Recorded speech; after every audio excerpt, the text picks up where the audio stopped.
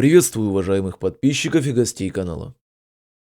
При попадании первохода в тюрьму или на зону, главное, что интересует новых соседей, это статья и прошлое вновь прибывшего. Первым делом всех, конечно же, интересует статья, по которой первоход попал за решетку.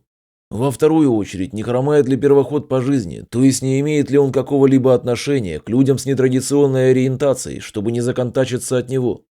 И третья из главных вещей, которые будут интересовать новых знакомых первохода, это его профессиональная деятельность. В уголовных традициях существует ряд профессий, которые считаются неуважаемыми. На первом месте среди профессий, презираемых правильными арестантами, по понятной причине стоит мусорская работа, то есть так или иначе связанная с полицией. Правоохранительные органы и преступники всегда были непримиримыми врагами. По этой причине, например, считается западлом работа охранником в супермаркете. Охранник – это, конечно, не мент, но ведь когда он задерживает укравшего товар, ментов-то он вызывает, а значит сдает ментам, напрямую сотрудничает.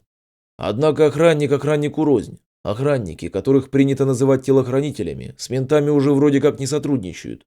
Другой вопрос, что многие из них – бывшие силовики, военные. Но если он бывший силовик, то на обычную зону он не попадет. А отношение к военным в тюрьме – это вопрос дискуссий, но об этом позже. Тем не менее, какого-то особого гнобления даже бывший охранник из супермаркета испытывать не будет. Однако и на уважение в преступном мире рассчитывать не стоит. В настоящее время уголовные либералы склоняются к мнению, что предъявлять фраеру за такую работу – это лишнее. В блатной мир охранник точно не попадет, но спокойно отсидеть мужиком можно вполне. В советские времена, особенно послевоенные, считалось большим западлом служить в армии. Служившим был закрыт путь везде. Бывших воров, попавших на фронт, называли суками, их презирали. Это привело к разделению криминального мира на правильных и неправильных воров, которых воры называли суками или сучинами, что впоследствии привело к так называемой сучьей войне. Традиция эта осталась и ныне. Бывших военных называют автоматчиками или автоматными рожами. Однако в последние годы эта традиция сильно смягчилась. По логике современных зэков, 18-летний парень в свое время не выбирает осознанно, служить ему или нет.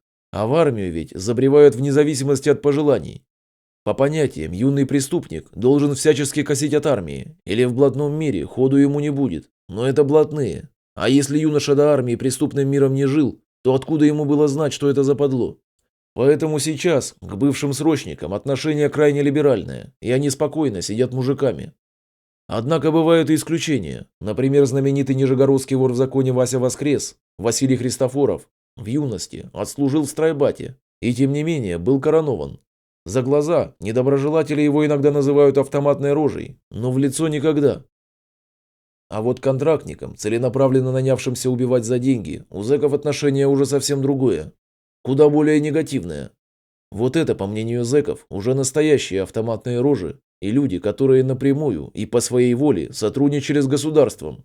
Однако и их за это бить никто не будет, просто не будут уважать, и если что, сразу напомнят, кем он в их глазах является. До 1991 года заключенные отрицательно относились к советской власти. Слова «комсомолец» и «коммунист» среди зэков означали ругательство. Ненависть к власти выражалась во всем. Власть была красная, и зэки не признавали этот цвет. На малолетке, например, нельзя было курить приму, потому что пачка красная. А если мать приезжала на свидание в красной кофте, сын отказывался от встречи. Эти понятия в такой радикальной форме исчезли после смены режима в стране. Однако презрение к партийцам, депутатам, чиновникам и прочим системным функционерам осталось. Профессии, так или иначе относящиеся к государственной службе, автоматически закрывают для сидельца возможности для карьерного роста в неволе. Плавающим статусом в тюрьме обладает профессия адвоката. С одной стороны, адвокатами чаще всего становятся бывшие менты, судьи или прокуроры. Однако такие сидят на зонах для бывших сотрудников. С другой стороны, даже если адвокат не бывший мент, профессия это все равно юридическая. А значит, он человек системы. Тем не менее, если человек этой профессии правильно поведет себя в заключении, будет помогать братве решать правовые вопросы, а зэки ведь часто пишут разнообразные жалобы и судебные иски, то он будет сидеть отлично, и прессовать такого профессионала, конечно же, никто не станет. Пример адвоката Дмитрия Якубовского тому подтверждение. Также на зоне не почитают так называемых халдеев, людей, чья профессия связана с оказанием услуг. В неволе обслуживающий персонал – это шестерки и шныри. Однако это в неволе. Чмырить официанта, уборщика или, допустим, швейцара за одну только принадлежность к профессии не станут. Если, конечно же, не дознаются, что человек на воле имел какие-то другие косяки. Соответствующая информация о человеке в зону доходит очень оперативно, а распространяется там еще быстрее. Да и сами зэки очень хорошие психологи. Нужные сведения они могут вытащить из новичка в процессе непринужденной беседы. Тем не менее, в блатные прислуге путь закрыт.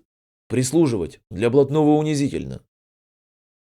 С нескрываемым презрением зэки относятся к профессиям, имеющим отношение, пусть даже косвенное, к пропаганде нетрадиционной ориентации или даже предполагающим работу натурой. Стриптизер, натурщик, танцор в коллективе с голубым репертуаром. Все это стрёмные по воровским понятиям занятия.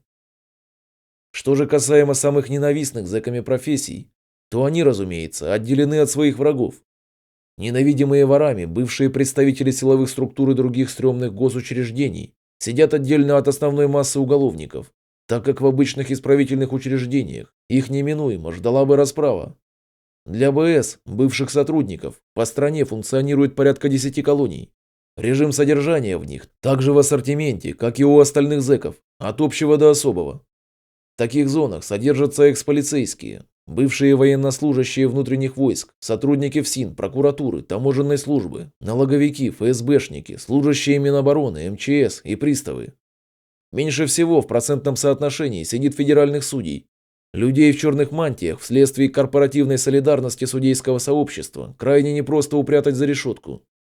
Неважно, служил ли осужденный на время привлечения его к уголовной ответственности или нет, даже если в прошлом у последственного или подсудимого был месячный эпизод работы, к примеру, в ППС, после вынесения обвинительного приговора его этапируют именно в ментовскую зону.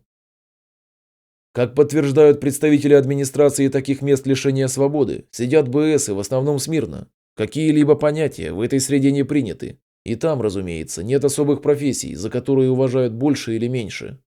Рядовой ППСник и генерал на промзоне работают бок о бок, на равных. На режим такие сидельцы жалуются редко, но большинство из них искренне считает, что отбывают срок по несправедливости, из-за подстав и наговоров. Это был канал «Все о тюрьме», ставьте лайк, подписывайтесь на канал. Удачи вам!